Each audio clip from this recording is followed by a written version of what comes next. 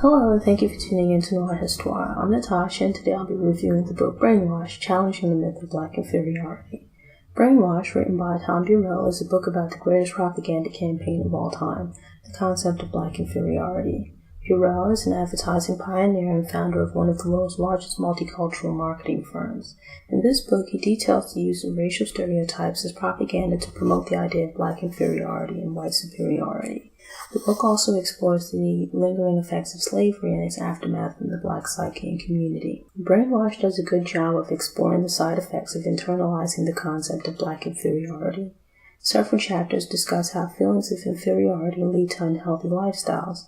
The book was particularly strong in these areas because they lent themselves to measurable statistics. The spotlight on the negative impact of lack of access to affordable healthcare and nutritious foods was intriguing.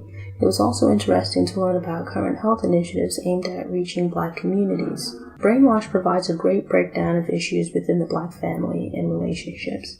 Irresponsible black men and enabling black women create unstable homes for black children. This then results in generational cycles of dysfunctional relationships. There are disproportionate rates of abuse in black relationships, and a large percentage of black children grow up in single-parent homes where a father or father figure isn't present. Many of these issues date back to the instability of slave families. Slavery dehumanized black men and women by using them for breeding. The sale of family members fractured families. If we accept that black men were victims of slavery, why does there then seem to be a disconnect and assumption that black women were willing participants in their own oppression? Black female house slaves/domestics were as much at the mercy of their owners and employers as slaves and workers who worked outside the home. The forms of oppression differed, but it's oppression nonetheless. It's ridiculous and sexist to believe that black men's seeming inability to have dominion over black women is emasculating. Think about it. The argument is, I see white men having control over you, and as the man in your life, I should be the only one controlling you. I'm angry at the lack of control I have over my life and livelihood, but I'm also frustrated because I don't control the life of the woman in my life. To be clear, Brainwashed didn't put forward this idea as something Burrell supports. Instead, he takes macho black men to task for lamenting the limits placed on their participation in patriarchy. The sexual objectification of black men and women reinforces variations of dehumanizing stereotypes. This is nothing new. But as Burrell notes, crime and sex-focused rap and music videos expose black children to explicit content. The music and imagery are age inappropriate and might mentally condition them to mimic hedonistic behavior. The premature sexualization of black children further perpetuates dysfunctional relationships. Sex and sexuality are normal human behaviors and activities, yet focusing on short-term pleasure at the expense of development in other areas is detrimental.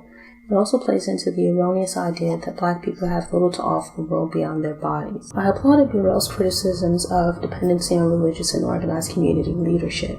To be clear, the issue is not with religious leaders or organizations in general, but rather with leaders and organizations that profit from but are not of service to the needs of the black community.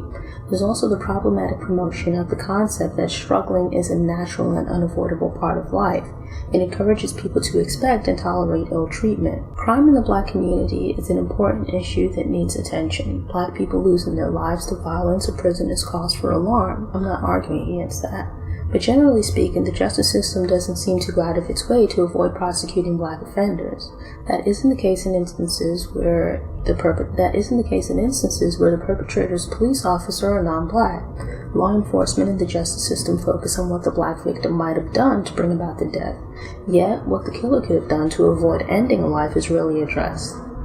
Black young men wearing a hoodie or posturing for attention in photos aren't referred to as immature. Instead, it's said or implied that they're thugs. Unflattering photos and info about black victims, their relatives, acquaintances, etc. dug up and put on full display. Yet, a white young man murders 9 black people in a church and the media writes think pieces on if it's acceptable to refer to him as a terrorist. Also, his parents weren't held accountable for his white supremacist views or the attack. Crimes committed against black people don't seem to get the same degree of attention as crimes committed against white people. For example, in instances where women and children go missing, white victims receive more news coverage than black victims. Also, it can take an effort to even get a crime against a black person investigated, much less prosecuted, or to have the perpetrator receive a sentence comparable to what a black person would receive for the same crime. The term black-on-black crime itself is a problem, as most crime is intraracial. Perpetrators of most crimes usually know or live/work near their victims, so in most cases black people commit crimes against black people, white people commit crimes against white people, etc. The term black-on-black crime suggests that black people are committing crimes in a manner endemic to only the black community. When identified and discussed through this lens, crime becomes a problem of the black community. It gives society the option to ignore such crime or deal with it in a manner that is much different from crime management in other communities. We don't have to end black-on-black crime before addressing crime committed against black people by others. We can and should do both. Work to decrease and eradicate violence and other criminal behavior within the black community, but also call attention to crimes committed by people outside the community who might otherwise escape justice. My major gripe with Brainwashed is that it's great at detailing problems, but offers mediocre ideas for solutions. Many of the solutions offered were variations of respectability politics. Burrell outlines the origins of many dysfunctions in and stereotypes about the black community. He explains how many of these issues originated from racist ideologies aimed at supporting slavery. Actually, the entire book focuses on how the concepts of white superiority and black inferiority are tendrils of systematic racism. We are all responsible for our actions, so there's a disconnect when proposed solutions for problems call for change of the behavior of the oppressed rather than the oppressor. There's nothing wrong with expecting individuals to hold themselves accountable, but not requiring the same from an oppressive system excuses that system from responsibility for its actions. Brainwashed is worth reading for historical background on some of the issues that affect the black community. The solutions for family-sex relationship, health, and financial dysfunctions are actually quite good, but I wouldn't recommend the book if you're looking for realistic, actionable solutions with regards to crime and racism as a whole. The book isn't geared towards one gender, but some chapters may appeal more to men than women, and vice versa. If you enjoyed the video, click the like button and subscribe to the Noire Histoir channel, and visit noirehistoir.com for more book and movie reviews, in addition to Black history facts and profiles of Black historical figures. While you're there, sign up for the newsletter to get fresh content delivered straight to your inbox. If you prefer to listen on the go, subscribe to the Noire Histoir podcast via iTunes, Stitcher, Google Play. Follow Noire Histoir on Facebook, Twitter, Instagram, Pinterest, Tumblr, and Google+. Thanks again for watching. Enjoy the rest of your day.